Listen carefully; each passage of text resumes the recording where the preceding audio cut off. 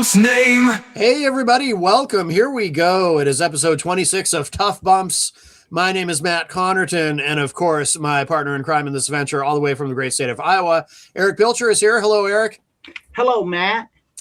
And episode 26, we did have a little bit of a break, a little breather, but, you know, the holidays are it's still not quite the end of the holidays because we do have New Year's Day coming up on Thursday, but we're close to the end of the holidays. So I'm sure people have missed us as we have missed them, but we are back, and we have a third person. He is not for those watching the video feed, and of course please subscribe to the show on your podcast platform of choice. But if you happen to be watching the video of the show, we do have a third person here, the third man, who is not on camera, but he is not Mabel.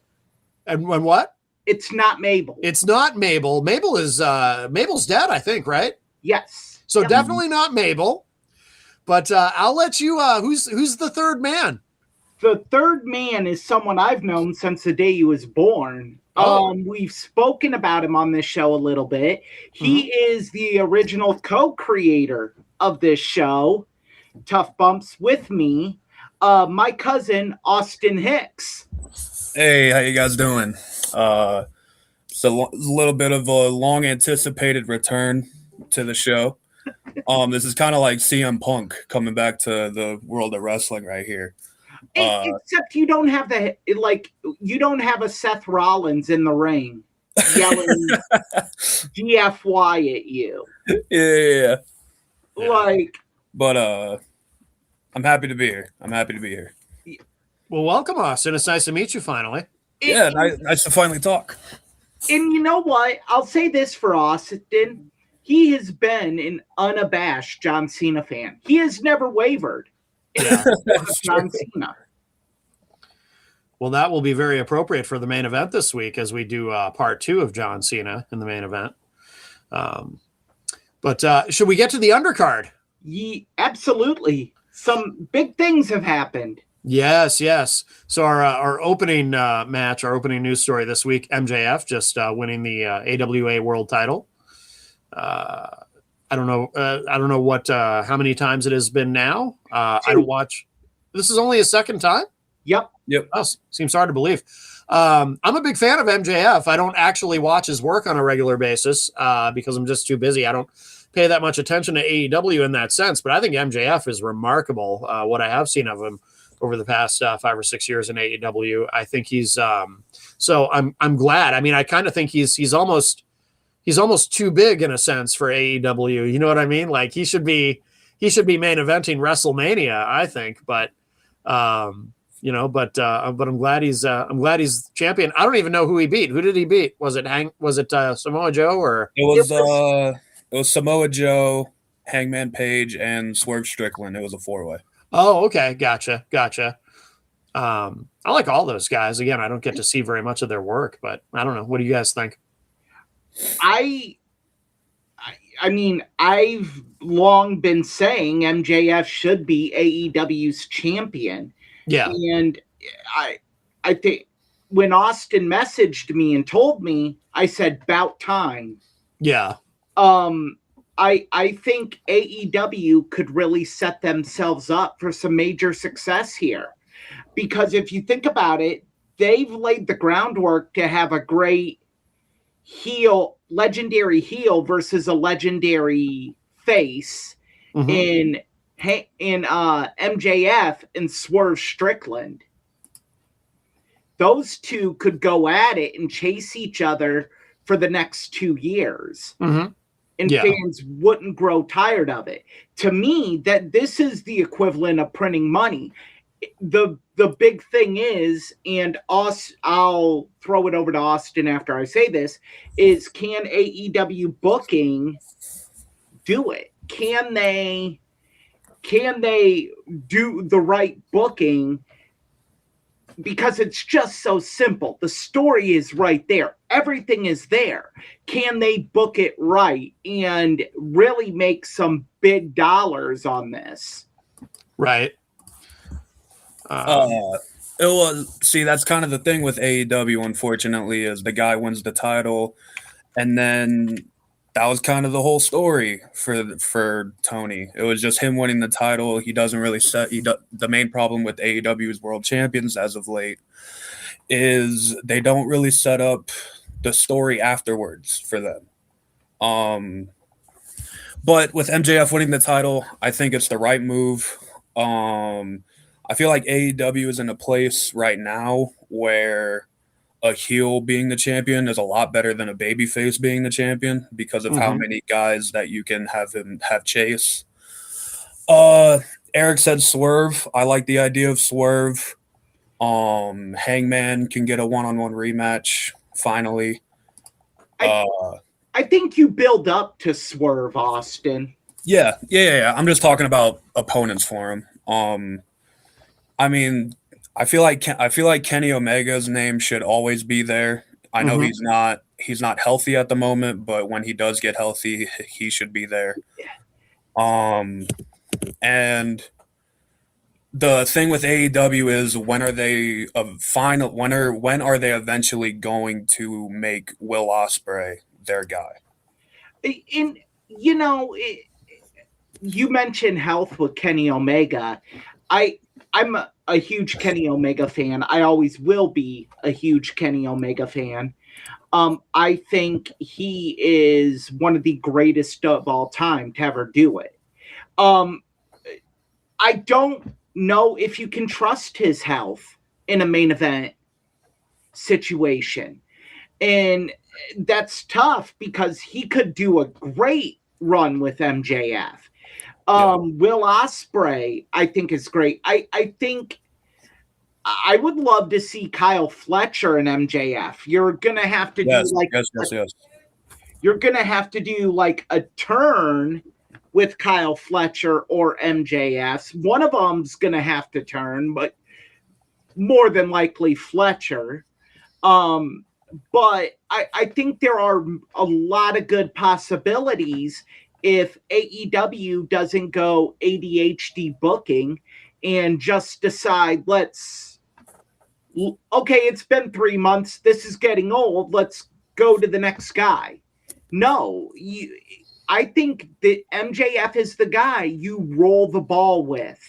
You build him as this monster heel, so that way when that babyface does beat him, in my opinion, Swerve Strickland, it is that much of a bigger deal.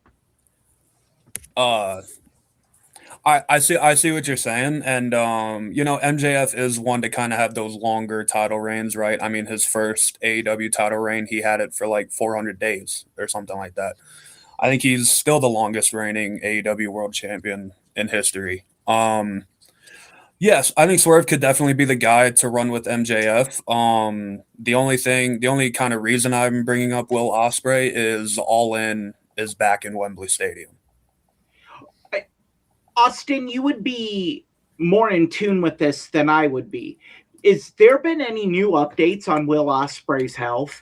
Outside of what he's saying himself on Twitter, or whatever you want to call it now, X. Yeah, whatever. It's basically like he wants to be ready by like January, February. I just don't see that being a possibility because we're basically already in January right now. But he probably could be ready by All In. Could you build a story by then? I don't know. And do you want to remove it from MJF at that point? Yeah. I mean, we could be looking at August and MJF could be on the run of a lifetime. And it's like, do we take the belt off him? But I mean, at the end of the day, as long as you're putting asses in seats and eyes on screens, you keep your champions as is. Yeah. I mean, ratings and sales are what matters here. And I've always said this, with MJF, you can just print money if you do it correctly. And I hope they do, because he deserves this opportunity for it to be his run. Even his first run, there was always this undercurrent of internet wrestling community and others kind of saying, oh, well, should they give it to Kenny Omega? Should they give it to Hangman? Should they give it to Swerve Strickland? There was never solid. He was the guy. Yeah, and he needs that run. And MJF's first run was kind of halted in the middle because of the whole Adam Cole thing that happened. In a story that never took off, or they dragged it out too long, or whatever your belief is. It was a train wreck. Yeah. So, the devil and all this stuff. I watch AEW somewhat regularly. If I have time to watch it, I watch it. The devil storyline legit might be the worst story that company's ever done. And they dragged it out way too long. Yes. And it was no fault of Tony's. I mean, it kind of was Tony's fault for dragging it out as long as it was. But, Adam Cole, you're expecting him to be ready by a certain time. He's just not. And then MJF gets hurt. MJF comes back as a babyface, and now the roles are switched somehow. And it's like... And they had opportunities. Sorry to cut you off, Austin. They had opportunities to pivot. Yeah. To go in another direction with it. And they just never did. No, and that was ultimately what killed it. In my opinion, Samoa Joe beating MJF for the title at World's End should have been a way bigger moment than what it was. Yeah. I watched that on YouTube today as I was scrolling through videos, and let me just say, you could hear a rat piss on cotton when that happened. It just didn't feel big at all. So what a heel champion should always do is set up for the next big babyface champion. Right. And if the heel doesn't do that by the end of his run, it wasn't a good run. And I'm sorry, Samoa Joe beating MJF. I didn't agree with it then. No knock on Samoa Joe. I don't agree with it now. MJF was legitimately injured, but there's always other things you can do, in other directions you can go. I feel like Tony Khan gets an idea in his head and he just sticks with that idea, no matter what happens. And I mean, not to cut you off, but to go with that, with Tony has a thing stuck in his head. Think about the Death Riders and how long Moxley's run just was. And yes, Moxley, all credit to Moxley. Moxley somehow has made it work, and now he is one of the best parts of AEW. But I feel like someone would be straight up lying to me if they told me, oh, Moxley's AEW title run was good. Like, that run was great all the way through. Like, no, like... They totally ditched the invasion part of the Death Riders. Once the injuries happened to the Elite with Kenny Omega and then the Young Bucks, one of them got injured, it just fell apart. And it's like, no, you got to keep up the story. Or you got to be able to pivot. Yeah. Or you got to logically end it, not just stop doing it. That's something I've always hated. I mean, that's something Vince used to do in WWE. Just give up on stuff for no reason. It's insulting to the fans' intelligence. It is. It's like, we know, like we're not just gonna forget, right? Like, you want us to cheer this group that 2 weeks ago was trying to destroy AEW? Yeah. And I mean, like I said before, like credit to Moxley. I think Moxley's work since All In has been absolutely incredible, and his performance at World's End kind of made the babyface turn believable. But now it's like, and I know we're kind of getting off pace with MJF. We'll tie it back to MJF, and it's kind of the same thing that happened to MJF in a way, where he was a heel, worked himself to organically become a babyface, and then it kind of fell apart after that. But and that once again ties back to the original point of AEW's booking woes. You have to know how to book these guys when things organically happen.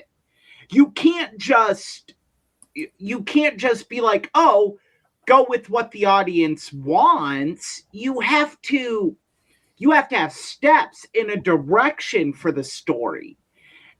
I think once a story goes off track, they're literally trying to throw poop at the wall to see if it sticks. Yeah. And no, that's why I've said this, and I've said this since AEW was probably 10 months old.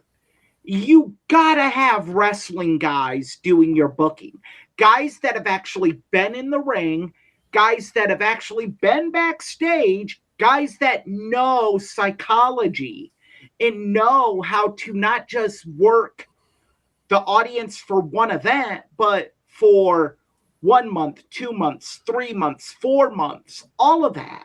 And they have to be able to, they have to understand the concept of long-term episodic storytelling. Right. You can't just go, the way AEW books is like 1 week of TV is one episode, and then it's a new episode the following week. It's like they book it like it's an episode of The Twilight Zone. It's an anthology. It's one story. Oh, that story's over. New story next week. I kind of look at AEW's booking sometimes as in the WWE video games, they have a mode called Universe Mode, where it's basically you get to book a show however you want. You get fanboy booking. Yeah, you get to put any match together that you want. And I feel like that's what Tony does sometimes, where he's like, he looks at his roster and he goes, oh, these two could be a good match. And then they get announced on Dynamite or Collision or whatever. And it's like, okay, have these two ever interacted before a day in their life? No? Okay. Will the match be good? How many times on this program have I said that's the problem with AEW? Oh, yeah. Yeah. And so it's refreshing to have someone else say it. Yeah. One good thing, though, with MJF is at least you've got somebody at the top who can kind of overcome that, overcome bad booking in one sense, in terms of you'll get excellent promos no matter what kind of shit he's handed. You'll get fantastic promos. And he will he could get over a broomstick. Yes. So, a guy like that, I think you keep the belt on him for as long as you can because he does so much for the company. Yes. And absolutely. I know MJF's kind of known for his promos because he's one of the best at them, but MJF in ring also is one of the best in ring guys I think AEW has. I think he's one of the best workers in the business. Yes, I agree. I agree. Yeah. And I dare say he is the most complete professional wrestler in the business today. Yeah, because you hear wrestlers say all the time, less is more. And I don't think anyone really personifies that more than MJF. Like he pulls out the big spots when the moment calls for it. But if you were to watch him week to week, it's a very, I feel like basic is the wrong word, but like nuanced. Yeah, it's very it's almost old school in a way. And like old school works in given the situation. He's even old school. He's probably he's the only professional wrestler that believes in kayfabe. Yes. And it works for him. Like I very rarely have seen people, oh, why doesn't he break kayfabe? Yeah. I read that and I'm like, why don't you shut the fuck up? Your opinions do not matter because they're wrong. MJF, his character should never break kayfabe. No, and I feel like I was trying to go back to if I've ever heard of him breaking kayfabe, and I don't think I have. Like even, he was even in character at his wedding. Yeah. Like public appearances, he's in character. On social media, he's definitely in character all the time. I feel like even if you ran into him in the street, he would be in character. I assume if you know him personally, he's not like the big asshole that you see on TV. I would love it if he was. Yeah. There would be a part of me that would be like, you know what? I would love to have a friend like that. Yeah. That everyone's sitting around hanging out and they're like, hey, do you want to invite Maxwell over for this football game? And everyone unanimously, no. Yeah. He's an asshole. Yeah. I would love it. I'd be the one to say sure. Yeah. The thing that really makes me respect MJF too, well, I like everything about him, but when he had the Iron Man match with Daniel Bryan, and to see these guys, or I'm sorry, Bryan Danielson, I apologize at that point, and to see these guys not only manage to, because there's always that challenge, they got to fill an hour.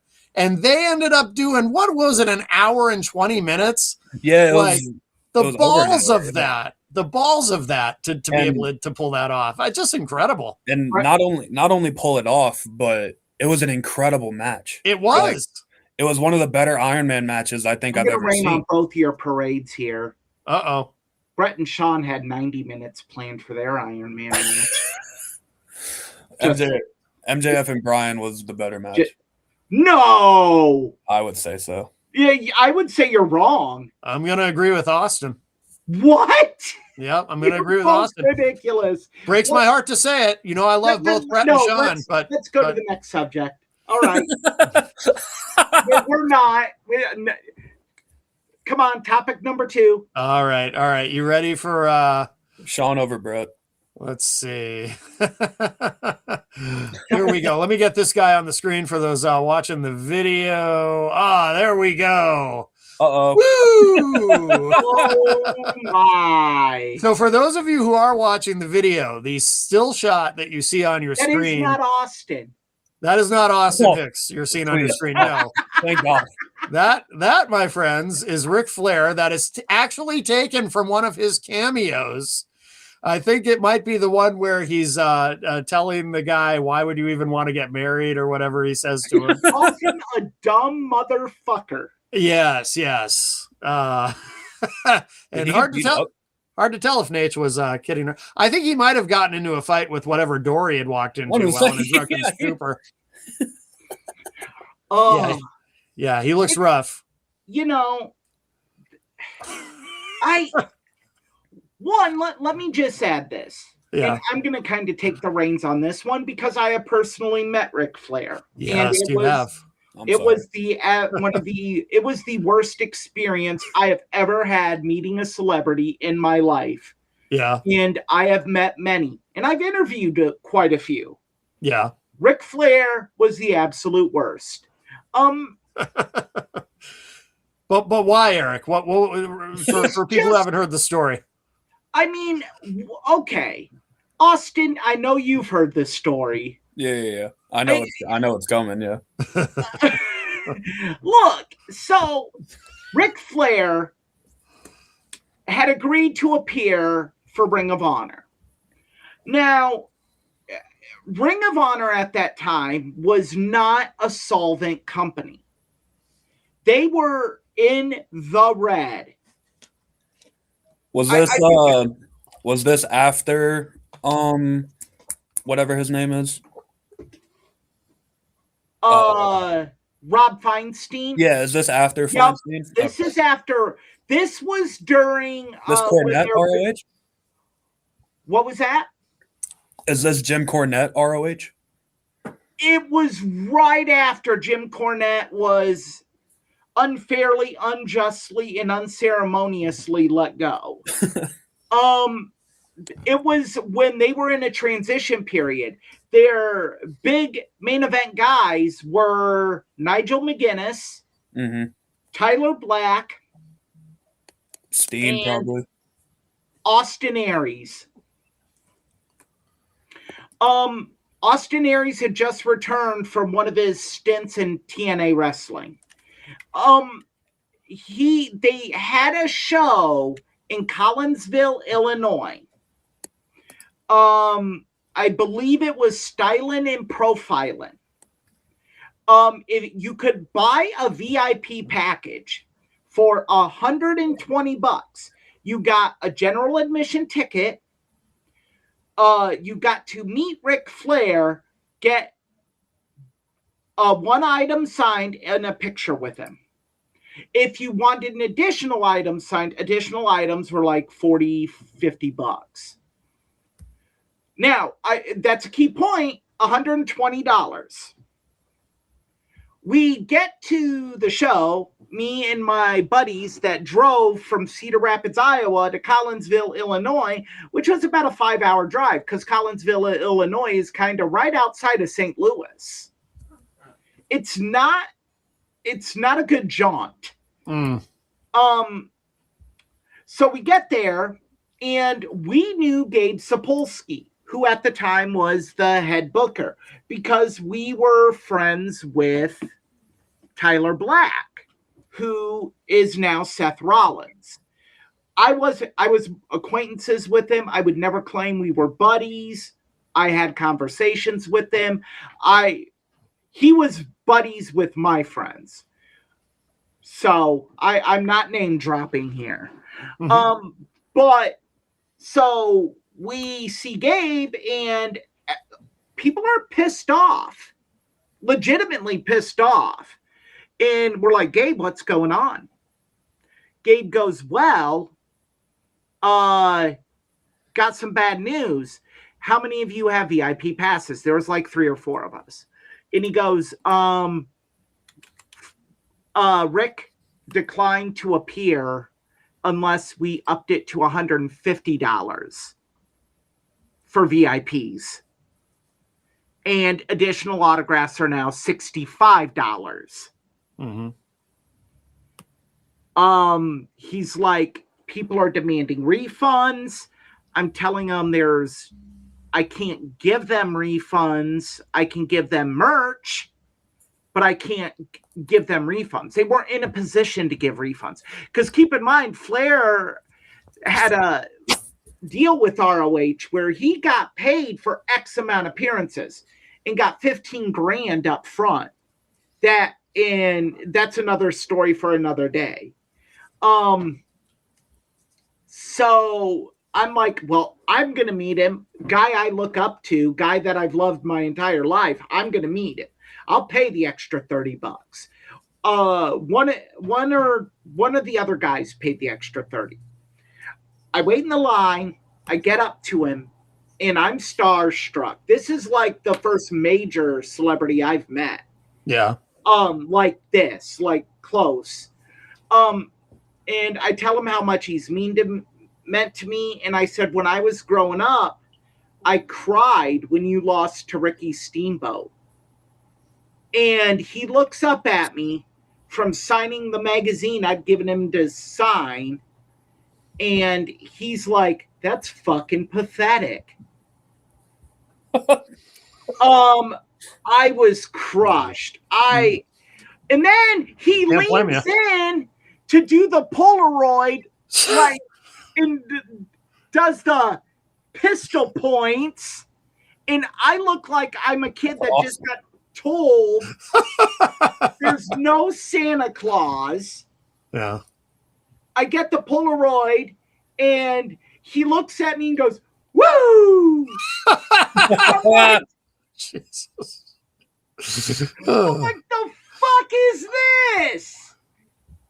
I literally looked at him and threw the Polaroid and the autograph away. Wow. Why was he doing the pistol points? Did he get confused and think he was Mick Foley? Well, yeah, you know how you do doing the bang bang. Like, bang bang. The double finger point. Like, oh, okay. When he said pistol, I just imagine him like doing the man. You know, I imagine the bang bang. Yeah. The rest of that show, I can't even tell you the matches. I was so like devastated. Yeah. And then he came out and cut a promo, and the big thing is that he was talking to women in the front row. It was incoherent crap. Was he drunk? Very well might have been. Yeah. So yeah, that was my experience. And so now you look at these cameos. Keep in mind, he charges $600 for these. Yeah. And basically he just drunkenly rambles the instructions verbatim. Yeah. I've heard that. Yeah.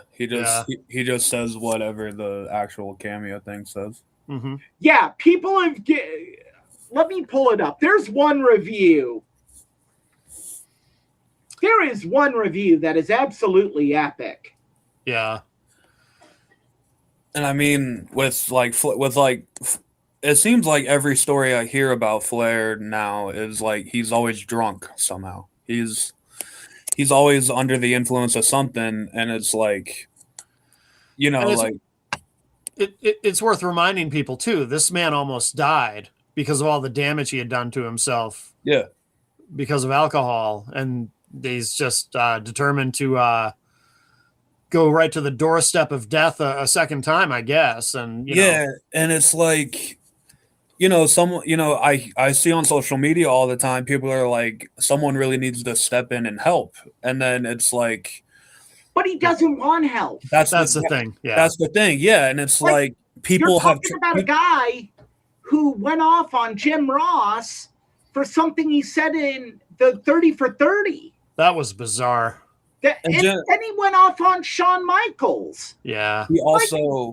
He also went off on JR for announcing he had cancer or something. Right. Yeah. Yeah. That was really strange. Then there's his latest thing saying Hulk Hogan died because of street drug usage.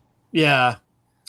Oh, and the other thing too, anything he posts on social media, and this has bothered me for at least a decade. Every word is capped. Every word is capitalized. It's bizarre. Who does that? Every first letter in every word is capitalized. Yeah, it's strange. Like, what is that? I'll say this. When I worked for a radio station, they had actual software that would do that. Oh, really? Because if you're entering in CDs and song titles, you have to do that, and it saves time. Yeah. Well, that makes sense, so. Here's a review from November 26th, 2025. 1 star, anonymous. Yo, I paid $600 for Rick to sit in a restaurant, blast it out of his mind, and say my dad's name wrong. I paid him to say Merry Christmas to my father, Buff. He called him Barf and just read the instructions word for word. I am super disappointed I spent money on this. I would have gotten someone who actually puts the effort in for $600 to a regular person. That's a lot of money. I'm not going to give a Christmas video to my father with his hero calling him Barf. Right. Merry Christmas, Barf. September 4th, 2025. Oh, boy. Can't say it's the message we sent over, but he was trying to read it while he was in the car, whatever that means. That's a 3 star. Wow. Well, I certainly hope he throws in a woo at the end of the cameo, at least. After, yeah. Mandy Zink, April 29th, 2025, another 1 star review. After spending nearly $1,000 to have someone my brother admired enough to have, Jesus Christ, to have tattooed on him. Oh, good Wish Lord. him luck on his wedding. I would have expected Rick to at least browse through the notes ahead of time, not read it word for word the first time, and most definitely not tell him he's making a mistake and to remain a GF because he was so fucked up he could barely speak right. What would have been a great gift ended up being the worst thing he's ever been gifted. Unbelievable. Now, in the interest of fairness, 93% of his reviews are 5-star reviews. Oh, well, okay. Well, that's an important thing then. So it's not like every one he does is terrible. So that's, and his 2 most recent reviews, December 7th and December 30th, were 5 stars. Well, maybe he's cleaning up his act. He did one today. Yeah, December 30th. Oh, okay. Okay. So maybe the bad publicity has gotten to old Nate. Yeah. All right. Well, I mean, it sounds like there might be some newfound quality control there if he's all of a sudden getting 5-star reviews. He probably has good days and bad days. But his bad days, I mean, are pretty embarrassing. His bad days seem to be his most like active days, which is I think is more the issue. Yeah. I mean, people say like someone needs to step in and help, and it's like people have tried. Yeah. Oh yeah. It's like I'm sure WWE themselves have tried and failed. Oh yeah. And I don't know if he's under any certain deal with WWE. I would assume not, because I don't think he is, because he had he was in AEW briefly when he was hawking that energy drink or something that he had. Yeah, oh my God. Woo Energy, yeah. Oh yeah, Woo Energy. Yeah. Yeah. I assume it tastes terrible. I'll just throw that out there. But I haven't found it to try it, but I doubt I would try it.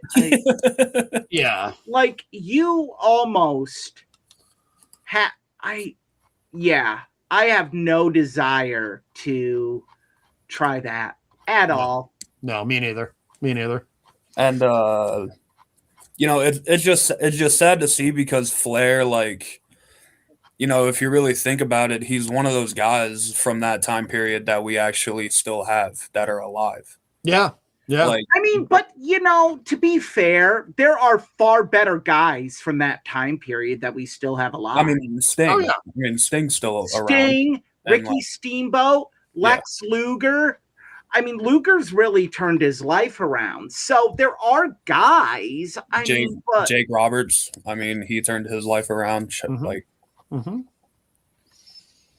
Yeah. Well, yeah, you can't save everybody.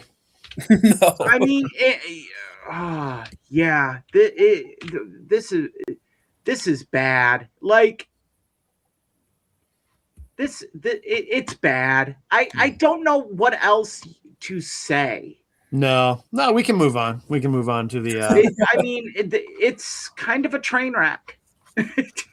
All right. Well, we can move on to the next thing on the undercard here. So this is something that's been rumored for a bit. Chris Jericho potentially returning to WWE, which sounds like it's probably happening, right? Yeah, it really does. If the rumors to be believed, it could happen as soon as next Monday on Raw. By the way, just as an aside, you know what I thought was funny was when people were speculating that he was the masked man, because there was no way that guy is climbing that cage as quickly. Yeah, no way is Chris Jericho's bulbous ass getting up that cage that quick. I had a very good laugh at people thinking it was Jericho. Yeah. No, in no way is Jericho getting up that high for a curb stomp. No. And I mean, just booking wise, like, is that really how you would bring back Chris Jericho? I don't know. I could think of worse ways. I mean, yeah, there's always worse ways, but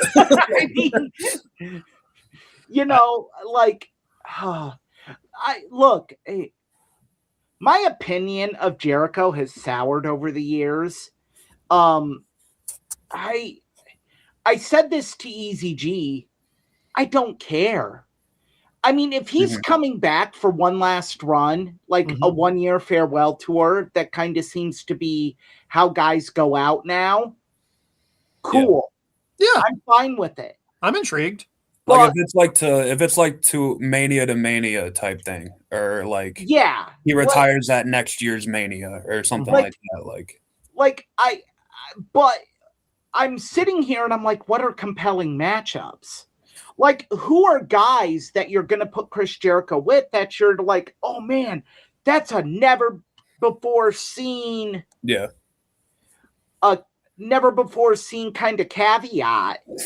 Yeah, which is like, it's weird because Jericho hasn't been in WWE for a while, but if you really look at the big guys in WWE, like they've had matches with Jericho. Like Punk and Jericho have had a match.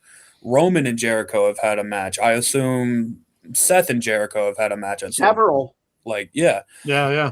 So like we're really looking at like the younger guys, and then you have to pull names out of there. And it's can he keep up with the younger guys? Because that was a knock in AEW. I will say I saw him on Instagram, and he does look to be in phenomenal shape now. Yeah. His chest is weird looking, though. He's got that weird. There's a term for it. I don't remember what it is. Dysmorphia? No, there's a specific term for what happens to your chest. These old guys who they get really thin and it's like they have no chest. Kofi Kingston also has it. Yes, he does. Yep, yeah. Perfect example. Yeah, it's like when guys get chopped for so long, it's like eventually just turns like into a dead area in your body. Yeah. Jericho looks very strange. He should wear a singlet or something. His chest just looks. Oh, Scott Steiner. Steiner has it like that. Yeah. Well, Steiner might have his due to certain enhancements. Pharmaceutical enhancements? Oh, no way. Big Papa Pump. Come on now. Austin, if you believe that's all natural, I have a bridge over dry land to sell you. Yeah. That there is no way. If you look, I've gained an appreciation for Scott Steiner the older I've gotten. Sure. But no, that is vile syringe meat ass. Yeah. Oh yeah. And it's I mean, for Jericho, like I assume if it doesn't happen on Raw, the next likely place would be the Royal Rumble, I would imagine. Yeah, they like to do surprises at the Rumble. That would be cool. Yeah, and I mean, countdown hits and and like I don't want to downplay Jericho's return to WWE because I feel like that would be a moment. You know what I mean? Definitely. Hearing Break the Walls Down one more time, I think that would be a really cool moment. But it would be the aftermath of that moment is what I'm really interested in, and I don't know what the aftermath of that would look like. Yeah, I think it'll be interesting though. I'm excited for it. Yeah, I mean, I'm definitely interested in it. His run in AEW, it definitely got not great towards the end, but AEW, I don't know if they're even at the place they're at now without Chris Jericho. I mean, Chris Jericho was definitely needed for the birth of AEW. Agreed, yeah. He gave them a form of legitimacy that they would not have had. Yeah. But I also think that he was a great detriment. I mean, eventually he did, because it always felt like, oh, Jericho has to do something. And like AEW, I feel like now has outlived Chris Jericho. Just like how they've outlived a lot of their first signings outside of like the big names that they signed at first. I agree. And then it comes to a point where has WWE outlived the need for Chris Jericho, because they don't need Chris Jericho anymore. Yeah, because Chris Jericho's later runs in WWE, he was very part-time. He would come back for a few months and then disappear, come back for Mania, and it would pretty much be a cycle. I don't know if he wants to do a full-time schedule for WWE anymore. I doubt it. I could see him being full-time in the sense of how Punk is full-time, where he's around for a large chunk, disappears for a few weeks, and then he's pretty much like engraved into the story, but he's not there every week. Yeah. But yeah, I mean, Jericho coming back, I think it would definitely be a great moment. what happens after that, though. Like, right. Yeah, where do you go? Yeah. No, I'm intrigued. I'm intrigued Yeah. by it, but we'll see. All right. Well, shall we move on to the main event? Sure. There he is. The greatest of all time. The never seen 17. That's right. Oh John my Cena. goodness. John Cena. I love that. The never seen 17. Great intro. Great intro. Absolutely. Austin, I'm really curious because you and I are talking for the first time. Yes. What were your feelings on his heel turn and subsequent run as a heel? Yeah. So I mean, the heel turn, the moment that it was, right? You have The Rock there. Yeah. You have Travis Scott there. Did he need to be there? No, but he was there. And the moment itself, it was. I don't want to compare it to Hogan. You know what I mean? I think it was bigger than Hogan. It definitely. I think this is like this generation's Hogan. Yes, I would think, and huge. You know, and so well done. Yes, it was very well done, and I think that's one of the best. That's one of the best moments from this whole retirement run is that heel turn. Yes. The heel run that followed it. I think some parts of it were really good. I thought the CM Punk feud was great. Mm-hmm. The R-Truth stuff, I mean, outside of the match that they had, but I think the R-Truth stuff was very entertaining at some points. And I think ultimately what kind of went wrong with the heel run is I think they took it in a weird direction. It was more of like Cena saying, I want to ruin wrestling. I want to take the belt and retire with it, and you'll never have another champion again. But I think the heel run would have been a lot better if it was like a desperate John Cena, you know, like, hey, I have 1 year left. I need to break this world title record. Like, I'm willing to do whatever it takes. And I agree. They kind of, I feel like they started with that, but then they kind of lost their footing. And then, you know, you have him teaming up with Logan Paul. And like, it's kind of doing a whole bunch of nothing for a while until you got to the Punk feud and then the Cody rematch, which the Cody rematch at SummerSlam was great. I think it's one of the better. I agree. Yeah. I think it was one of the better. It was one of the better matches Cena had during this run. I think the Cody match was the best match of his farewell tour. Ooh, I would disagree. I like the. It's up there. I have a soft spot for that AJ Styles match. Me too. I think the AJ matches, if I was doing like a top 5, would probably be 3. Yeah, and then number 2 would be Punk. I thought the Orton match was good too. I really liked the Orton match. I really did like the Orton match. And now, to be fair, I don't think he had a bad match in his farewell run. Well, you didn't like Eric if I remember correctly, you didn't like his match with Cody at WrestleMania. That wasn't bad though. I just didn't like it. I thought it could have been done better, but I'm not sitting here saying it's an absolutely awful match. I just thought the pacing of it was bad. It was slow. I didn't.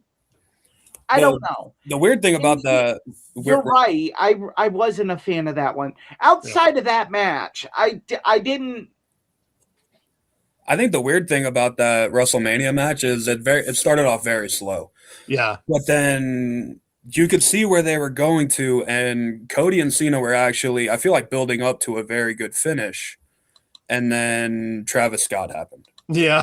And completely ruined the entire match. Travis Scott is the worst thing to happen to pro wrestling since Vince Russo. Well, that's saying something. Like, I think the worst match of this retirement run. I mean, I don't even know if we can really call it a match. Brock Lesnar, like. Yeah, it was kind of a squash. Yeah. I know, like, you're trying to. Why'd you have to bring that up? I was on a roll of like not bashing the man. I had actually even forgotten about that one. Yeah, I had too. Look, that's not Cena's fault. That's who give. It's 2025, soon to be 2026. Yeah. Who gives a flying fuck about Brock Lesnar? Right. Anymore. Yeah. No one in their right mind. But I feel like one of the better matches on this retirement run actually happened on a Raw. It was the Dominic Mysterio match in Boston. Yes. I think that match was great. Like, if anyone wants to discount Dominic Mysterio, I would have them watch that match. Oh, I don't think anyone discounts him at this point. Dom's incredible. I mean, everything he does is incredible. Dominic is great. Yeah. They're some of the experts, Brian Alvarez isn't a huge fan of his. He's not? Really? I figured he would be. Brian Alvarez is not. He thinks it's an overused gimmick. What, the cheating that he does, or what? What does he say? His whole character. Really? Oh, I think it's might have changed. I really only pay attention to Brian Alvarez when I have to. Yeah. Same with Dave Meltzer. I have even canceled my Observer subscription because it's all bullshit. It is. Like, it's so great that we have Bruce Pritchard, Eric Bischoff doing podcasts now, because they have really destroyed Dave Meltzer's credibility. Yeah. Because what they're able to say is, and I never even thought about it like this until they said it, and I'm like, he does do that. Mm-hmm.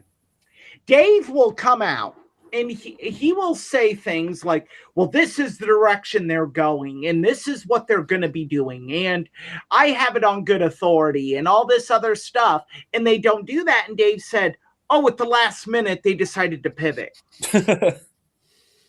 Yeah. And then all of his little fanboys agree with him and pump him up and listen to him when he says stupid shit, like the creative has an issue with Dave Meltzer knowing stuff.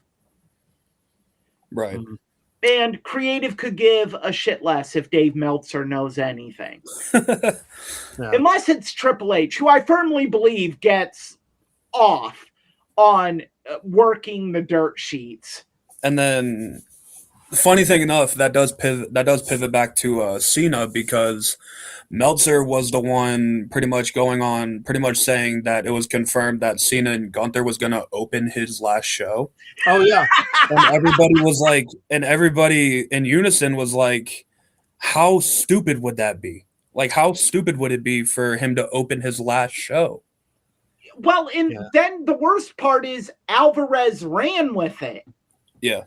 And so you had two, then you had Sean Ross Sapp come out and say, no, it's closing. Yeah. And you know what, though? They might have, where that might have come from, that idea, if they had still been, because now that Saturday night's main event is only on Peacock, they can kind of do what they want with it. But when it was still on NBC, on network television, they would often lead with the a big match because the way the ratings would work. Because it's network television, you tend to on Saturday night's main event, historically they tend to open with the main event or close to the main event. Yeah, I remember watching. I've gone back and watched some of the old ones from the 80s. Hogan always opened those shows. And all the big stuff happened at the top of the show, because those would run, the ones from the 80s, they would run on Saturday nights in my time zone at 11:30, because it would be in place of Saturday Night Live this week. So they would do all the big stuff in the first half hour because no matter what, you were going to lose viewers the later it got. I watched something, and they used to run out of time on Saturday night's main event and would leave in the middle of a match. Uh-huh. There was an awesome match going on one of them between the Hart Foundation and Strike Force. Oh, so that was actually, if I remember correctly, that was I think that was on one of the live ones. Yeah, they worked in the middle of it. Yeah, because they had to. They were out of time. Yeah. Well, it just was awkward. Didn't that happen too? Didn't that also happen with the Hart Foundation and the Rockers? No. What happened with the Hart Foundation and the Rockers, and this is one of my favorite all-time stories. They had a 2 out of 3 falls match, and it was on a recorded. This is a key point to that. A recorded Saturday night's main event. The ring rope broke. Yes.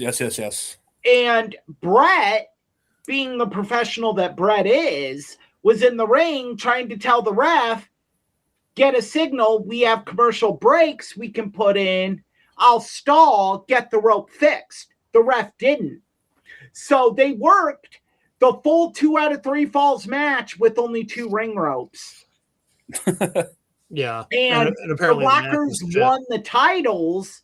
Yeah. But because it was taped, they're just like, we're just going to edit it out, and it never happened. Yeah, because if it doesn't happen on TV, it didn't happen. Yeah. The Rockers never got a second shot for whatever reason.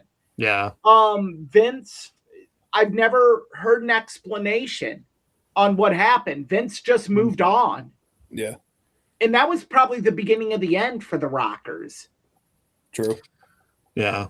But so yeah, that's what happened there. It wasn't that it ended, but they would do that with like, I think they did it with an Iron Sheik match too. Oh yeah. Iron Sheik was against Jumping Jim Brunzell or something, and it ended in the middle of it. Yeah, I can see your point. I can see your point though, Matt, where if it was still on network TV, opening with the Cena match wouldn't have been that like crazy because you want all those ratings and stuff like that. But with it only being on Peacock, it's like, what purpose does that serve? I think you would want the ratings for the run over. Because look, I'm a firm believer. If it were on NBC, NBC would have given them a run over. I disagree. What are what do they air at 9:00 on Saturdays, Matt? I don't know, but they wouldn't have given them an overrun. I really doubt that. Well, if it happened at 7 and it ended at 9, what time does Saturday Night Live start? 10:30 Central Time. Okay. So 11:30 on the East. But I remember the few that did happen on NBC recently. It seemed like they always had a hard out at 9:00. Yeah, that's why Goldberg got cut off with his big who cares? If there's anyone that deserved to get cut off, it's Bill Goldberg. But I feel like they wouldn't have cut Cena off at a hard time. Like WWE would have paid fine. WWE, I'm going to firmly disagree with you, Matt. They wouldn't have. They would have given him a run over. I'm very skeptical. We'll never know. I'm very skeptical. There's no way. I don't think they would. I think it would have continued on Peacock, but I think on NBC it would have been a hard out. You got to get you got affiliates with. I think what they would have done is what they do when Notre Dame football is in prime time. At the 9:00 hour, they show a best of Saturday Night Live. So that way, if there is overrun, you're now joining the regularly scheduled program already in progress, and the program that you're preempting is only getting what, a 0.2 share? Yeah, and you're not selling advertising on an SNL rerun. That's sports. That's not scripted entertainment, which is what wrestling is. They wouldn't have. I really don't. Just the sheer moment of what Cena's last match was. Yeah. Can you imagine what NBC would get crucified? They wouldn't care though. It wouldn't matter to them. If they wouldn't give a shit. Would care. Angry wrestling fans, what do they give a fuck? No. You know who else would have been angry? And I just thought of this. Oh no. Yeah, go ahead. ESPN. Oh, I thought you were going to say something. ESPN would launch Stephen A. Smith against them, Paul Feinbaum, all the talking dipshits, at ESPN would have been rallied against NBC. Yeah, for a day and a half, and then no one would care. They're still rallying against Notre Dame for opting out of a bowl game. That's 3 sports. weeks ago. That's sports. We're talking about scripted entertainment.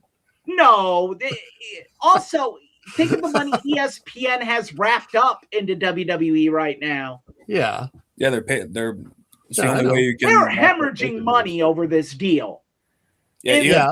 If there's a way for them to generate controversy out of it and have all their blowhards talk, you don't think they're going to do it? No, not for that. No, they would. The ESPN talking heads have talked about cynical.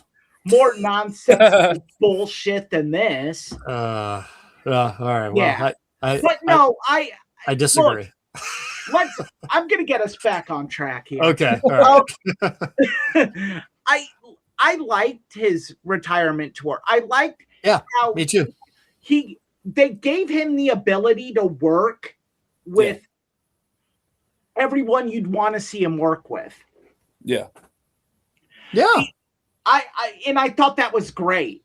I really hate how people are like, oh, he should have got to work with Edge. Okay, we're not here in the land of Delulu, you know. I mean, just legally that can't happen. Yeah, right.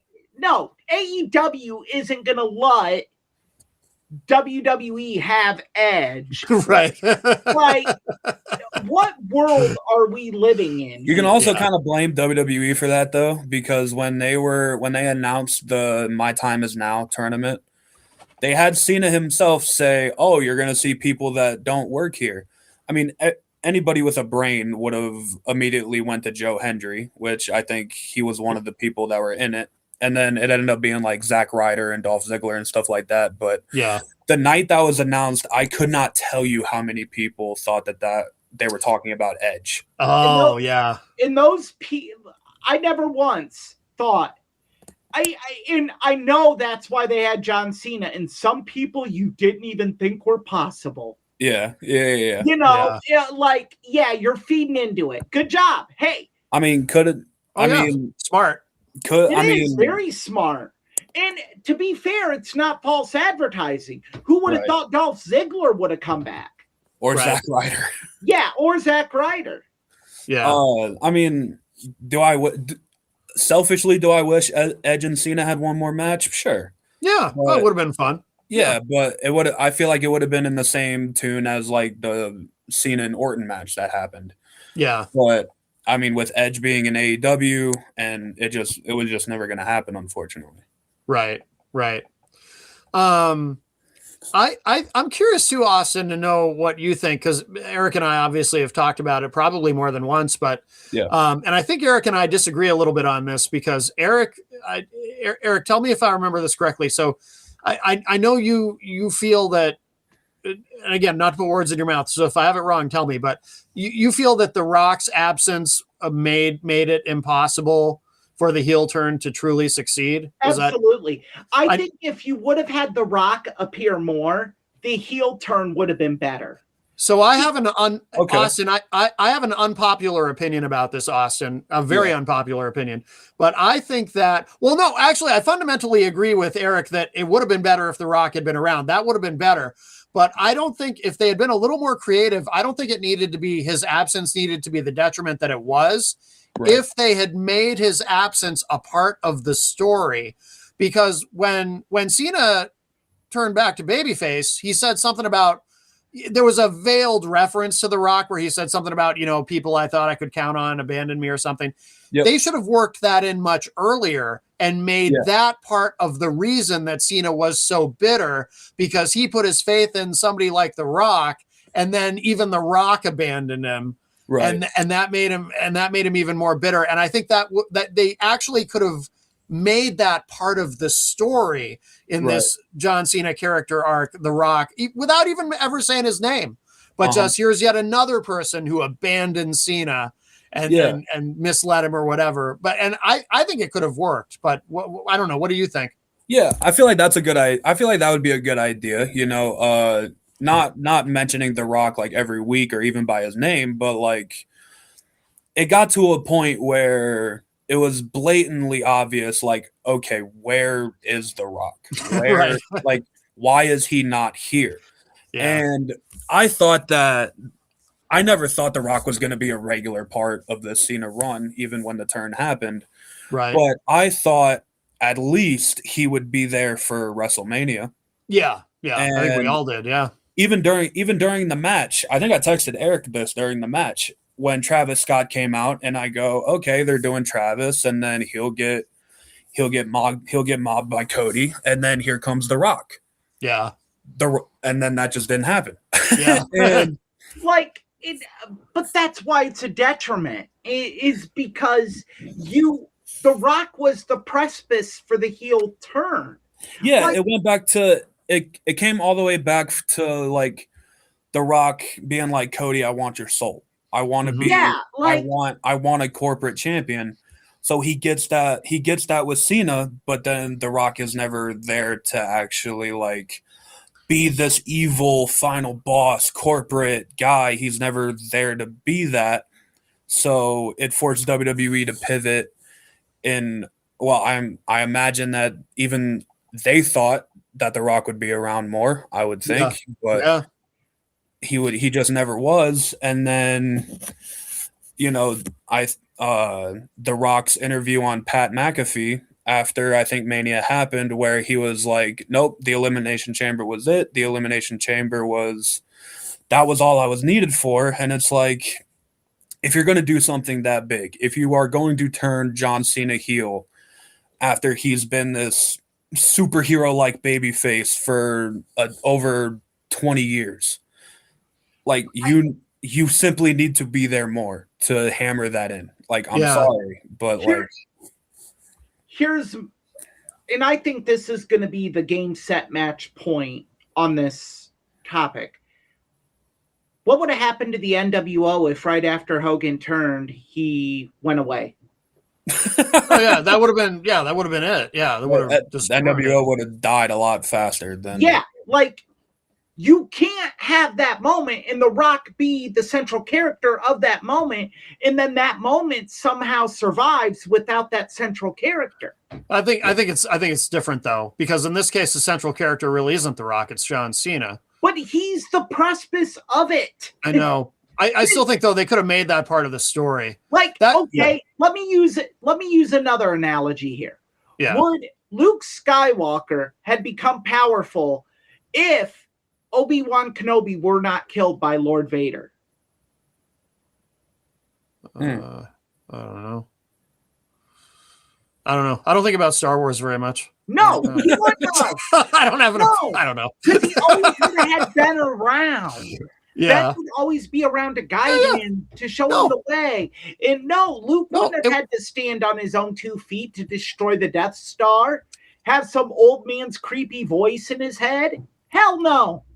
It would have been better. No, I don't think anyone disputes it. It would have been better if The Rock had been around, and he should have been at WrestleMania. I'm just saying, make it part of the story and have Cena cut a promo where he says, "You know what? All those years." They didn't.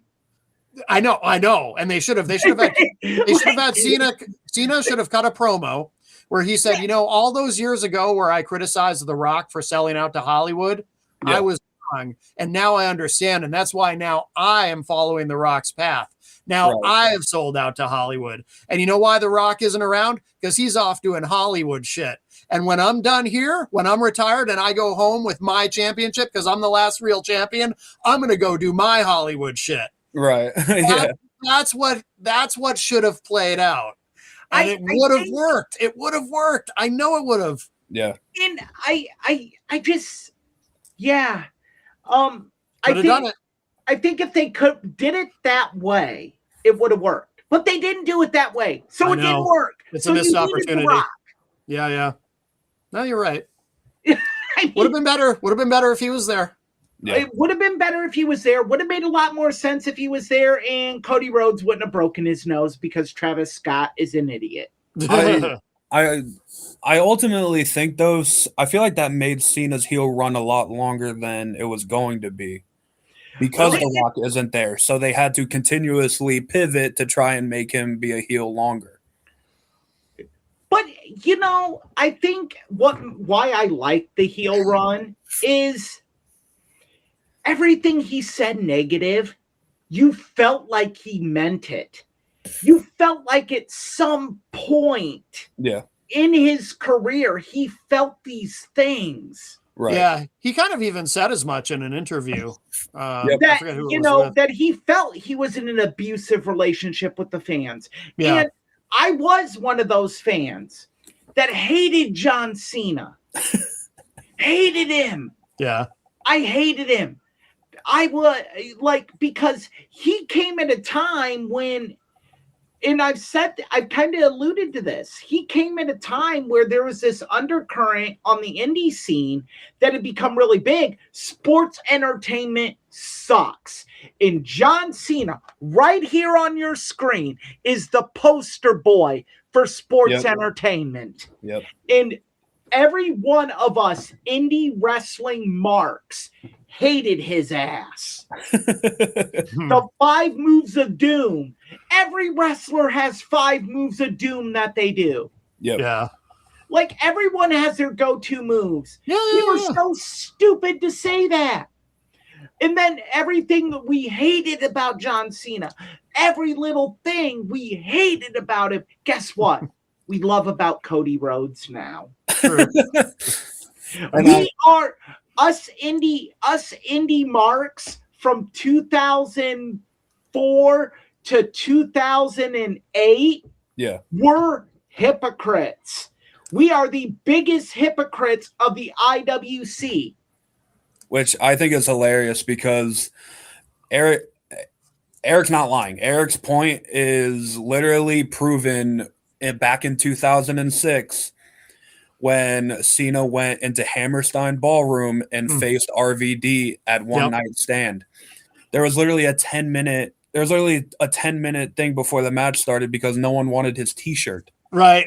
And I said that's when I actually began to respect John Cena. Yeah, because a guy in Cena's position, I feel would like have shit his pants or never have done the match to begin with. Right. I mean, but you could tell there's a moment where he gets the deer in headlights look. Yeah. Like, what do I do? But it's funny because you can also rewatch that match and you can tell when Cena knows that he has the crowd right where he wants him because he goes to hit the 5-knuckle shuffle and he puts the hand up and the crowd could not hate it more.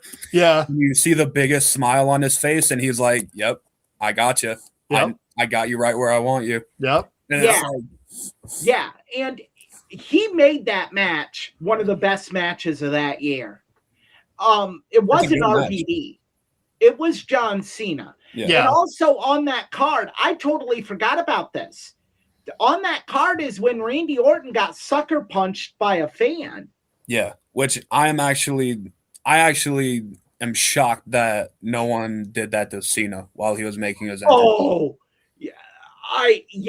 Because that crowd was right on top of him when he came out. Well, I mean, Cena. If Cena wins, we riot. Yeah, that was the first time I ever remember seeing a sign like that. Yeah, and you genuinely believed it. You know what I mean? It was like, wow, what happens if Cena does win this match? I have read, I'll call it an urban myth. Yeah. That the original plan, up until about an hour into that show, was John Cena was supposed to win. I don't believe it. Again, urban myth. Yeah. I don't buy it. I haven't heard anybody involved say it's true, but I also haven't heard anyone say it isn't true. Yeah. But the myth goes that Vince saw the reaction of this crowd and said, "We're gonna have hell on our hands. Yeah, we're gonna do a title change, and we'll work it out as we go." And the only reason I give it a little bit of credibility, just enough credibility, is because I think Vince in his head is like, Van Dam will mess it up anyway, and we'll have an out. I'm not saying that rumor is true. I'm not saying that rumor is false. I'm choosing not to believe that rumor because just given what that show was supposed to be. Right. The show was supposed to be the legitimate reboot for ECW. Again, I'm saying I'm 98%. Yeah. That's complete and utter bull butter. Right. Yeah. But there's that 2% of me that's like, I could see it. I mean, I think Vince is crazy enough to do that. Like, I think, yeah, like, who else would be so delusional? Yeah. To go into that situation and say, "Hey, but I'm Vincent Kennedy McMahon." But I think just knowing what that show was supposed to be as like the official relaunch of ECW, like I think RVD had to win that match. I agree. Yeah. Yes. Yeah. Absolutely. Yeah. I'm not disagreeing with that. I could see Vince definitely having an ego moment there, and that, like, and then, you know, I've spoken about this before on this program. Van Dam does screw up. It just shows the professionalism of John Cena. Right. Because Cena was supposed to have time off after that. Right. As was Edge. Yep. But Van Dam, yeah. And then the belt the belt did go to Edge, but then it ultimately went back to Cena like a few months later anyway. I mean, look, that was, you know, chicken salad out of chicken shit. Yeah, what are you gonna do? Right. I mean, yeah, you probably don't get that TLC match between Cena and Edge if that doesn't happen. I'm an ECW fan, and people will always say, well, they shouldn't have taken the belt off Rob Van Dam. No, they should have taken the belt off of him. Absolutely. Yeah. You gave the guy the ball, and you said, this is your ball, your company, you're running with it, go. And he fumbled. Yeah. You absolutely cannot trust that guy. And everyone's like, well, he deserved another run. No, he didn't. What world did he deserve another run? I mean, Van Dam wasn't even in WWE much longer after that. So, yeah, like what world did he deserve another run? Yeah. You know, he screwed up. And I think that's my major issue with Rob Van Dam is he's never taken accountability for that. No. Hasn't he? I feel like he has. I feel like he's talked about that. He said that he shouldn't have done it. Yeah. But he's also said things like the punishment didn't fit the crime. Yeah. And, I kind of agree, but. No. In 2006, when that happened, yes. I remember at the time thinking, oh, that sucks. I don't know. Look, keep in mind, it wasn't just marijuana found in that car. Yeah. If it were just marijuana, I might be on the side of that's overkill. But there were pills that were not prescribed to either one of them. Cocaine, which is a Class A felony. So yeah, let's also remember that Jim Duggan and Iron Sheik, one of the top baby faces and one of the top heels, both got fired from the company for just having marijuana. Well, not only that, but at that time, you break kayfabe. Yeah. That's breaking the law, brother. Yeah. Yeah, like, so, yeah, I thought the punishment fit the crime. Given the gravity of the situation and the stakes, yeah, he had to be held accountable for that. I guess. But yeah, I think that all the hate I gave John Cena is really because of them sniveling bastard kids. In I was one of them. Austin, what I was just gonna say, in Austin, you were one of them. I was definitely one of them. All these little fucking bastards on Monday Night Raw, these sniveling, snot-nosed little shits. Sitting there, you can't see me. Let's go, Cena. Let's go, Cena. Yeah.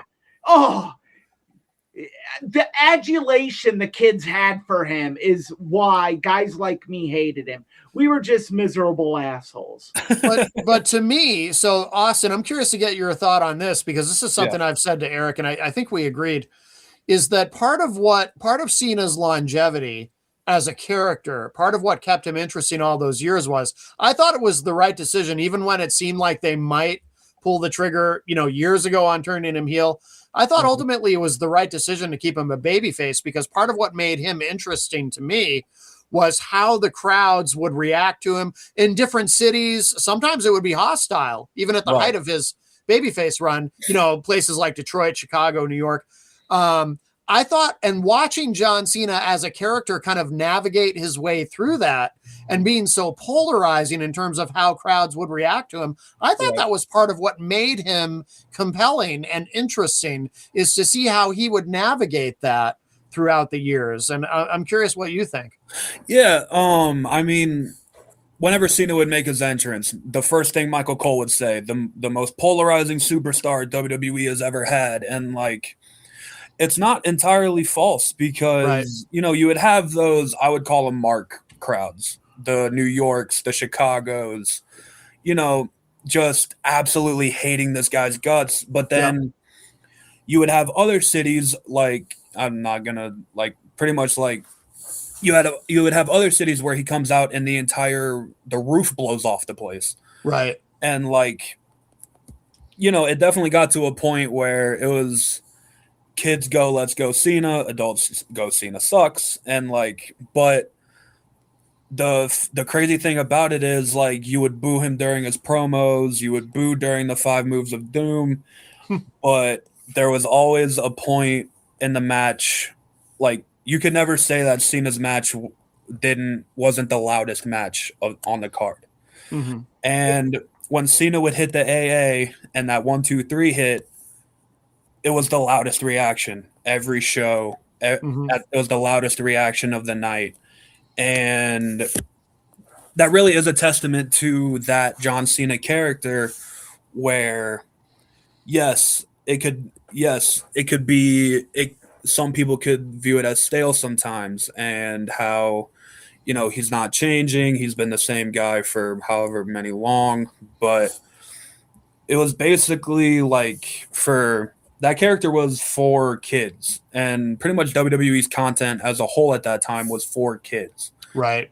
And it made you believe in superheroes almost. It was you're seeing a real life superhero on your TV every week, and that's and it's a real human being. It's not, it's not like Robert Downey Jr. in a CGI suit. It's legit John Cena doing these things.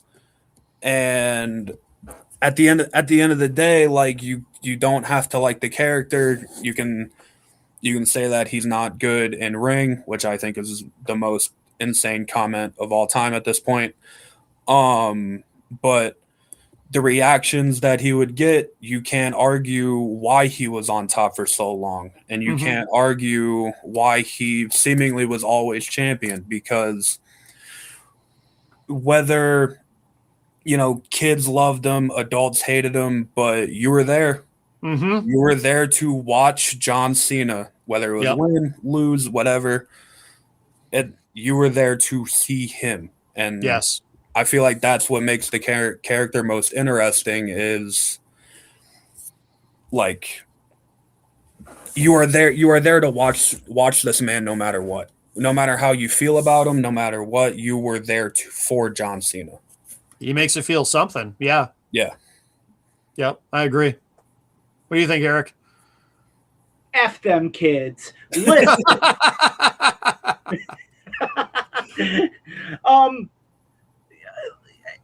everything Austin said is the reason why we hated him. Pretty much. Yeah, like I can't say it any better than Austin did on the side of F John Cena. Because we at that time, again, like it can't be stated enough this undercurrent there was with Ring of Honor and TNA wrestling. We wanted at the time, Ring of Honor had Samoa Joe, CM Punk, American Dragon. I remember being at Ring of Honor in Chicago for their double shot weekend, the same weekend WrestleMania 22 was in Chicago. And Daniel Bryan, before his 60-minute draw with Roderick Strong, had the ring announcer say, "And the best damn world champion that will compete this weekend." Yeah. And the crowd started chanting, "John Cena sucks." Yeah.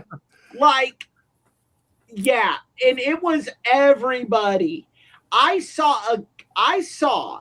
a kid get hit with a fountain soda wearing a John Cena shirt that night at Ring of Honor. No kidding. Yeah, like if you wore anything WWE to a Ring of Honor show, you had better not walk alone. Yeah. that was Tough crowd, huh? That's like walking into blood territory wearing blue. That's what it was like. And now there were some WWE guys you could get away with wearing shirts of. Sure. At Ring of Honor. Funny enough, Triple H is one of them. Yeah. Like Austin's talking about this grand superhero. On the flip side, most of the time you had this grand supervillain Triple H. The indie marks love Triple H. Well, yeah, going back to that WrestleMania in Chicago, the main event was Cena Triple H. And the crowd was overwhelmingly with Triple H that entire match, if you go back and watch it. And it's just funny because, like, just a few years ago, those same fans were probably like, "Oh, this reign of terror is killing WWE. Like, WWE sucks." Saying the same things about Triple H that they were saying about John Cena. Except when they were saying it about Triple H, I was defending Triple H. Right. But then when they attacked John Cena, I was on the side of John Cena. Look, he is this generation's Hulk Hogan. Yes. Without a doubt. And I think he's bigger and better than Hulk Hogan. And you're going to sit here and say, no chance in hell. Without Hulk Hogan, there is no John Cena. Fine. Cool. But the thing that you can always say about John Cena is with John Cena, you always got his best. And I will say, I've seen John Cena live many times. Yep. I saw the same match at a house show in Cedar Rapids, Iowa, that I saw on a Monday Night Raw. And people will be like, "Oh, Eric, that's you saying you've seen one John Cena match, you've seen them all." No shit, Sherlock. You've seen any wrestler's match, you've seen them all. There's not a lot of deviation there. Yeah.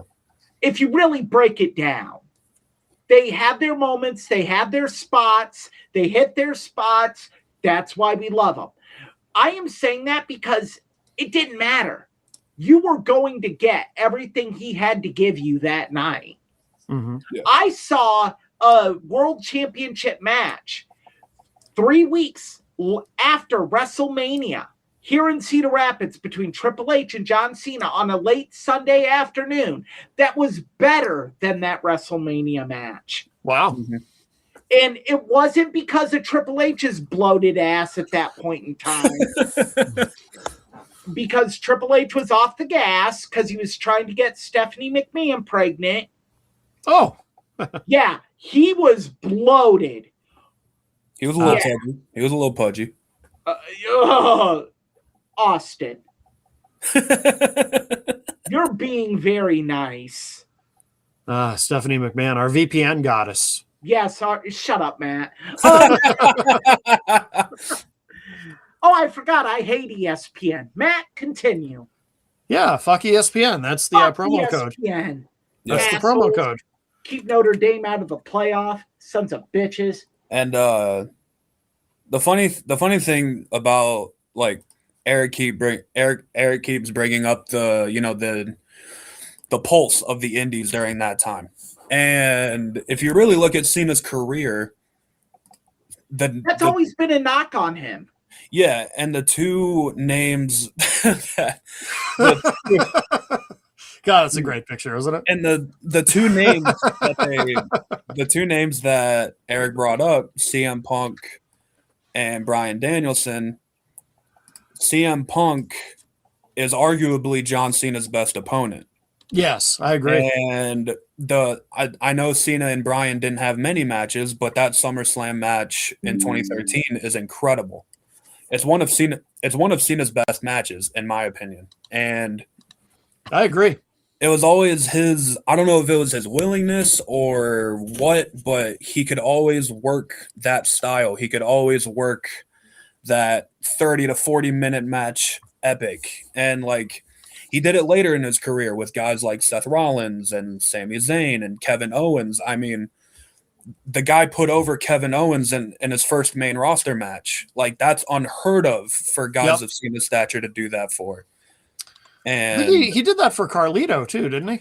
Yeah, he also I mean Carlito's first match he beat Cena. And like when a lot of guys in his position would have been like, nah, like we're not doing that. And like I think it just goes to a testament of one, Cena in ring, which I think Cena's one of the not one of the best in ring.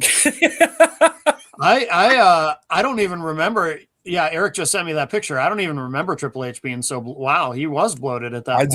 I do remember this era of Triple H. Yes. Wow. Wow. This is what happens. That completely threw me off track. The gas. Wow. Yeah, that is what happens. Though you're right. Yeah. You know, muscle turns to fat pretty quick. All that water weight. Oh yeah. And I don't know what's worse, that Triple H or the Quad Savers Triple H. Oh, we need a palate cleanser after looking at that. I'll tell you. Oh my God. Yeah. And sorry, Austin. Go ahead. Yeah, we're all good. And and you know the reactions that Cena would get towards the indie guys, I feel like that made his matches with guys like Punk better. Yeah, I agree. The crowd was 100% behind Punk, especially that Money in the Bank match in Chicago. Oh yeah, like because one, it's CM Punk's hometown, and two, Chicago is probably the most smart mark ROH crowd that there is. Mm-hmm. And I would probably disagree with you. Maybe New York? New York, maybe. No, I'm going to go ahead and say Philadelphia. Okay. Philadelphia would probably be number one. Number two would probably be any city in Massachusetts. Keep in mind, Ring of Honor started as more of an Eastern independent. Yeah. So those areas are going to be those areas are going to be more of the smart marks. But because of CM Punk, Chicago became one of those for Ring of Honor. Yeah. And, you know, like, it's funny because that Money in the Bank match in Chicago is almost like one of those, if Cena wins, we riot type of There was a sign in there that said that. Yeah. And it was, oh my. There's Triple H biker shorts? The biker shorts, yeah. Yeah. And he's really bloated in that one. Yeah, he is. You're right. That was during that same period? No, that was actually the biker shorts were worn because he'd torn his groin muscle. Oh, okay. And WWE was kind of in a position where the only other option was the only feasible option was give the belt back to Goldberg. Yeah. And Triple H says, no, you're not going to do that. And they're like, well, how do we save your groin? Biker Shorts was like smack dab in the middle of Reign of Terror era Triple H. Okay. Yeah. And a lot of people use that image as, and here we go. Yeah. Palate cleanser. A lot of, some people actually believe she was going to sponsor us. Oh, wow. Yes.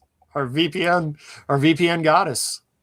We actually, Austin, worked someone into thinking that we were talking with Stephanie McMahon to sponsor this show. That's awesome. Yeah. No, the guy's a retard.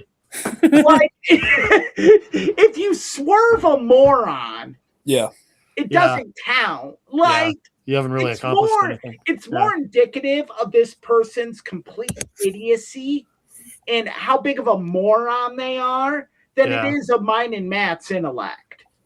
No offense, Matt.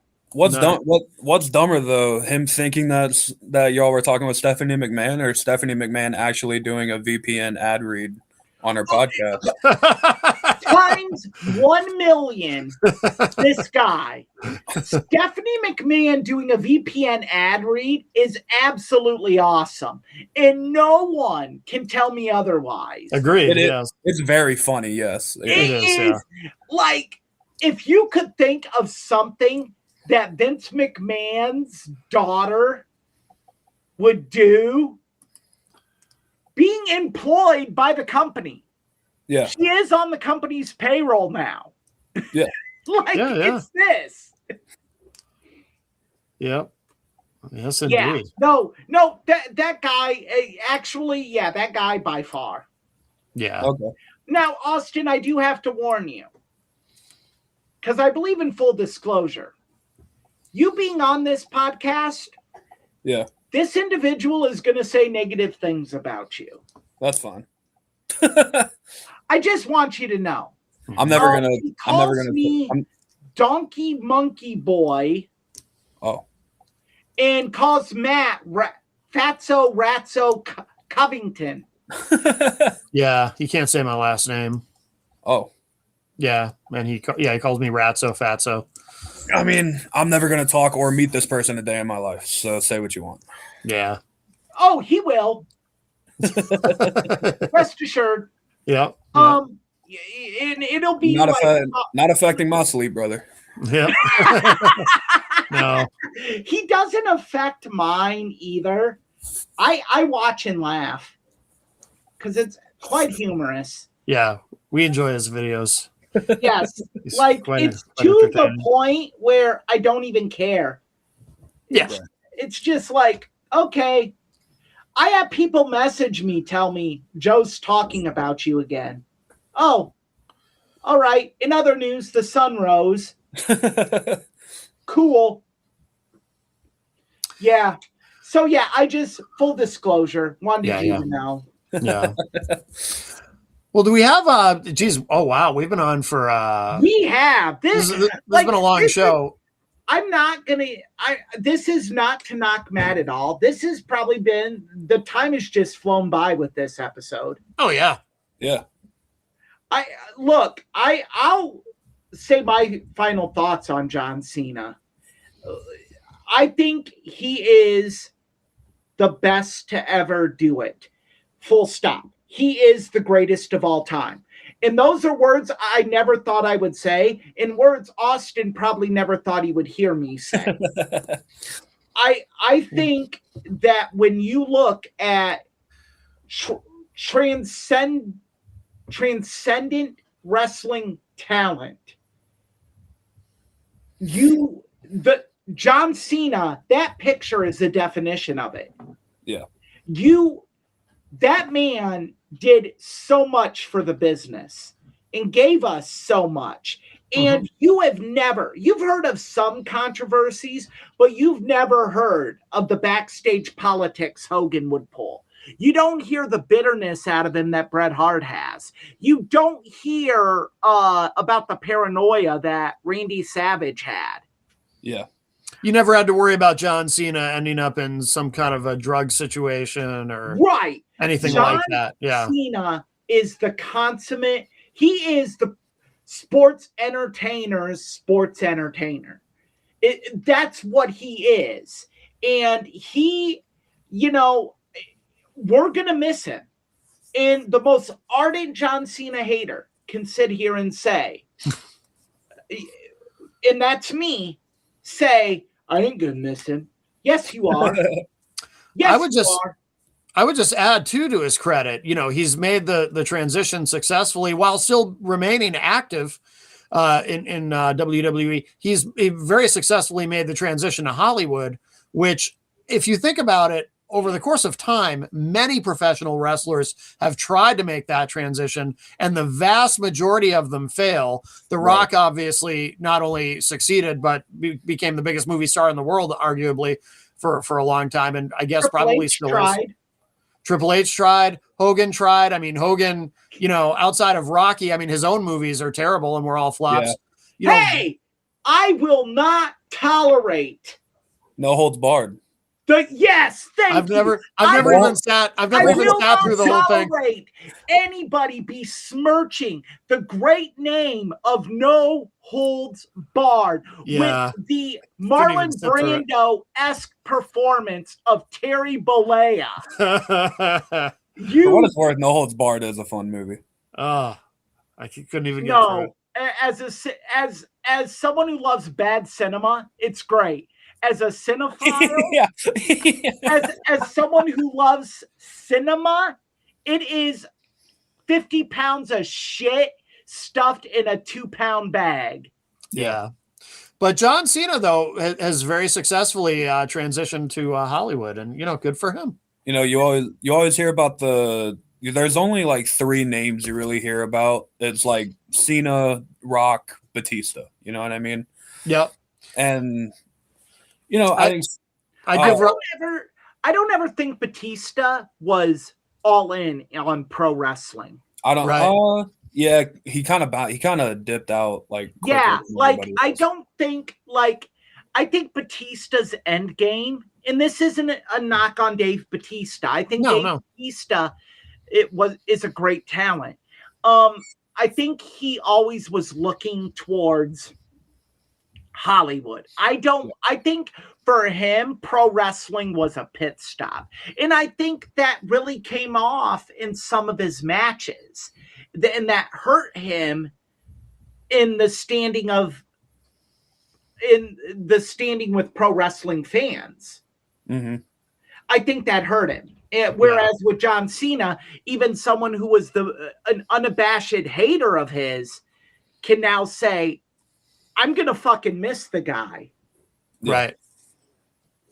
Yeah.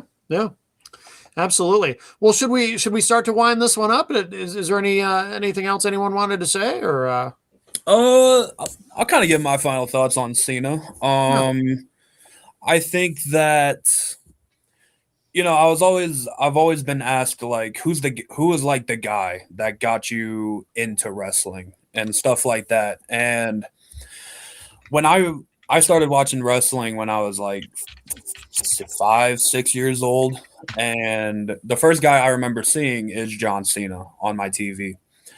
And it's kind of like you get older, interests start to fade, and I always credit CM Punk as the guy that saved my interest in wrestling. Yeah. But that interest doesn't even start without John Cena. And, kind of seeing, I didn't see his whole career, but seeing pretty much his entire run on top, it's kind of bitter. It's kind of bittersweet in a way that he's gone. Because, it's kind of a reality shock that, we're in a point in time where Cena can't do this anymore. It means that I'm getting older, which sucks. Right. But it's kind of cool. It's kind of cool that he was able to go out, not like some of these other wrestlers where they're trying to desperately hang on and they just can't. Cena was able to leave the best way he could leave. And yeah, I think wrestling is better. Wrestling was better for, I think, let me get this straight. Cena definitely did the wrestling world a favor during his time. I think the boom period that WWE is a part of doesn't happen without the groundwork that John Cena laid before it. Yeah. And I hope that I hope that WWE, there it is. I was John Cena for Halloween this year. Yes. Yep. That is me. Yes. That's great. I, as a guy who openly cried during his last match, and just what he means to me as a person, a performer, I'm gonna miss him. I'm gonna miss him a lot. And yeah, I got misty-eyed during his Boston entrance. Yeah. Really? Yeah. Well, for me, and I feel really bad cutting Austin off, but I wanted to piggyback on that thought. For me, being the diehard Boston sports fan that I am, like, there is something about John Cena being a Boston guy.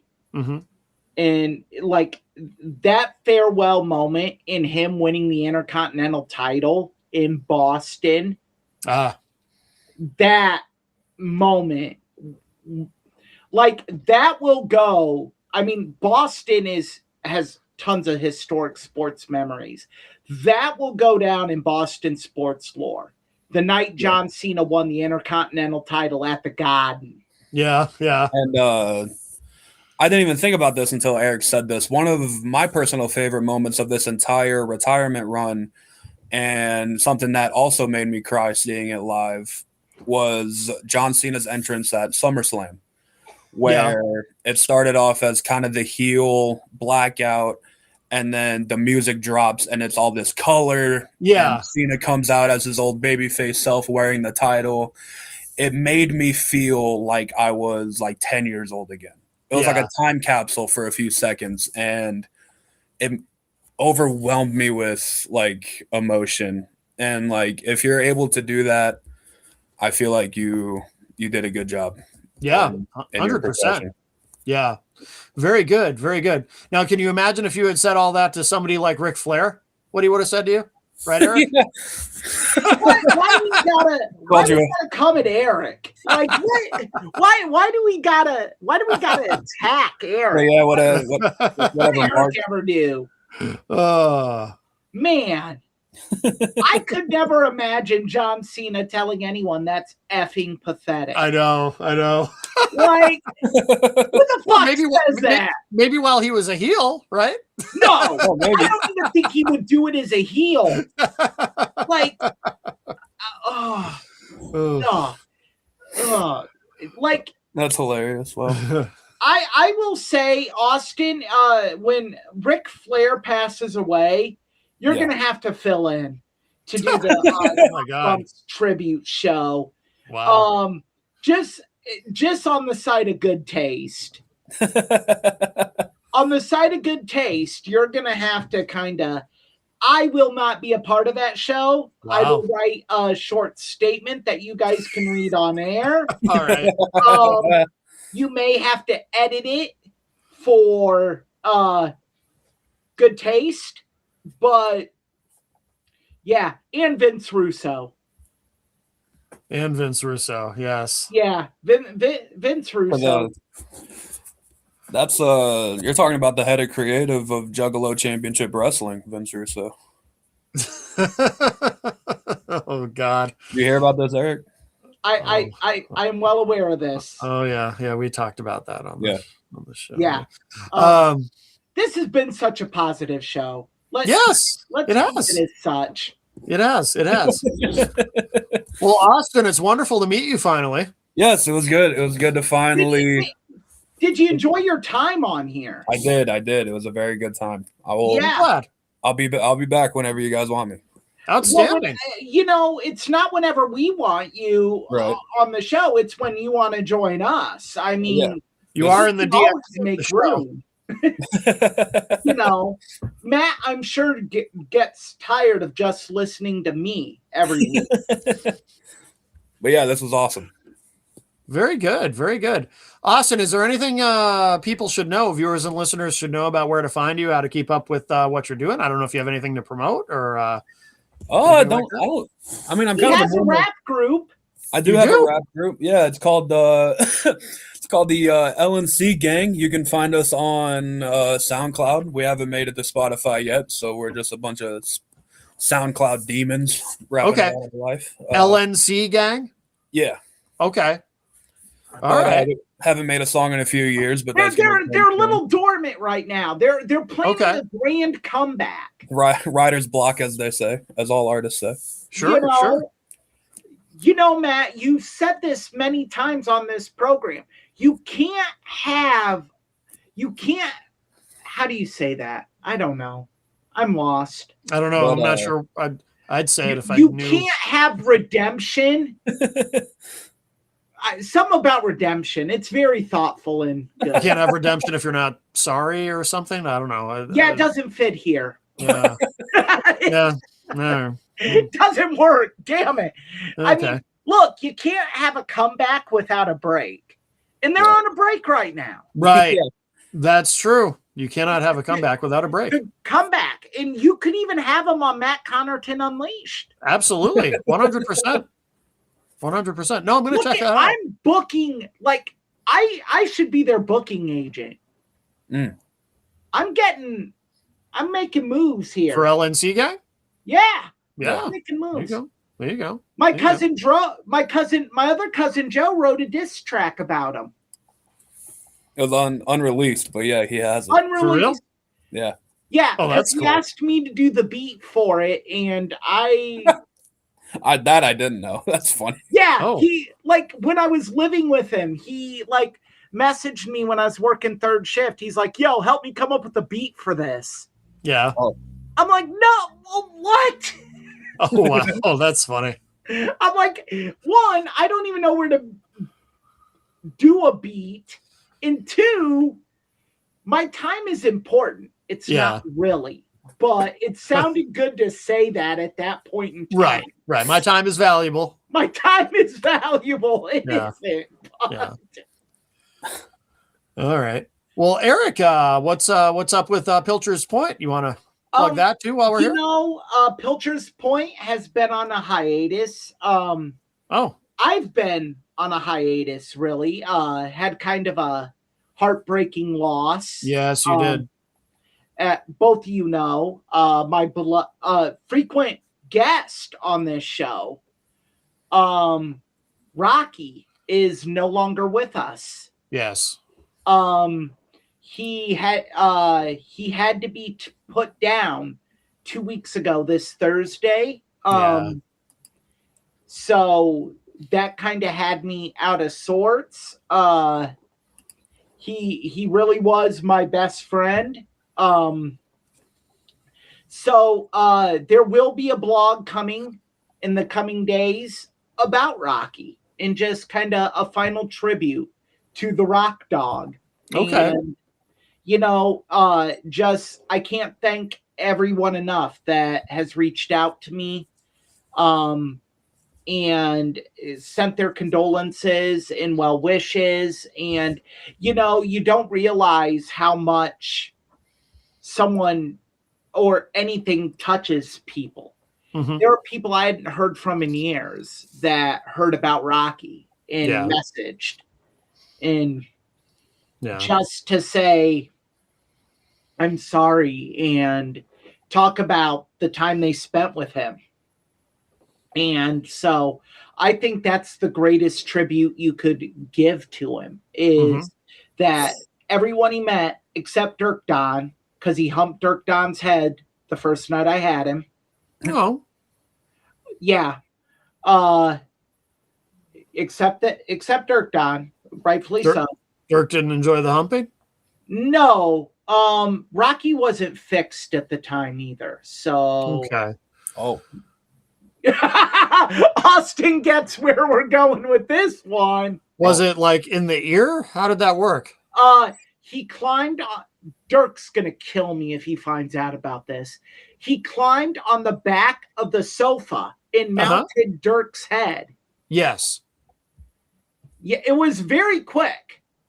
Was Dirk wearing a dog mask or something? Like why? I have no idea. I've only seen it once, and I dare say I'll never see it again. You think? What if Dirk meets the puppy and the puppy's kind of into Dirk? I hope. Oh. Because it was quite the awkward situation. All right. So yeah, Dirk has an issue with Rocky, and rightfully so, but yeah. So no, I'm looking to get Pilcher's Point back on track. Good. And maybe introduce you guys to my new companion, Vito. Excellent. He's excellent. Sleeping on the couch, which really pisses me off because he doesn't sleep when I sleep. Yeah, but at least he's asleep while you're doing the podcast. I mean, that's a good thing. No, I would much rather he be raising hell right now. Yeah. Because then I know when I'm ready to go to bed, he will go to bed. Right. Yeah. Not sit there and think it's playtime. Right. Okay. So yeah, I can be found on TikTok, Instagram, and X under Pilcher's Point, or at www.pilcherspoint.com. Very good. Very good. And of course, if you want to keep up with everything that I'm doing, mattconnerton.com is the best place to go for that. And, and should we briefly mention too, Eric, our main event for next week? Yes. Austin might even be interested in this one. We are going to talk about what is now known as the beginning of the end for WCW. What should have been their biggest pay-per-view of all time turns out to be the iceberg that sinks the Titanic. Mm-hmm. We are going to be talking about Starrcade 1997. Yes. Yes, looking forward to that. Who said, oh boy? Me. Oh boy. You have Eric Bischoff in a competitive match. You have Bret Hart as a special guest referee twice. You have it's something. Yeah, not a high water moment. Well, very good. So looking forward to that. Became the low tide for WCW. Yeah. Absolutely. Well, guys, thank you both so much. This has been wonderful. And of course, and thank you all who join us. Of course, if you're watching the video, if you're watching this on YouTube, please like and subscribe. And also, of course, if you enjoy the audio version of the show, please subscribe on the podcast platform of your choice. It is very easy to find. And that's going to do it for the three of us, Eric Pilcher, and of course, Austin Hicks. Once again, wonderful to meet you, sir. Yeah. Thanks for having me. Absolutely. All right. That's going to do it for Tough Bumps, episode 26 in the books. We'll talk to y'all a little bit later. Bye, everybody. Tough